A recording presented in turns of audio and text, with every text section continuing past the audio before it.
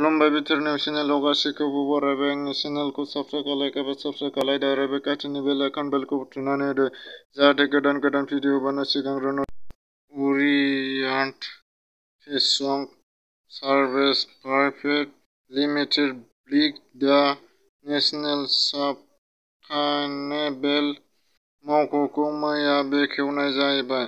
सेथि आदिबासी मुंख्लं जोलुर बादायनाय हाबाफारिखौ साननैनि हाबाफारि लानानै बांसबारि फातेमाबाद जोलुर बादायलायनाया मैयानिफ्राय जागायजेनबाय। ट्राइबेल बेन्ड इस्ट ब्लकखौ लानानै दुलाराय बर' फरायसा आफादनि आफादगिरि दिपेन बर'निफ्राय माखासे खेंफोरथि होनाय जादों।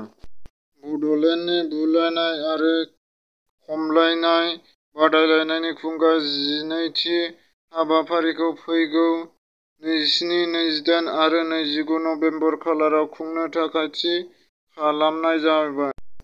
बैथा फाउन्डेसन एनजिअ'नि सोलोंथाइ सांग्रांथि मेल खालामदों।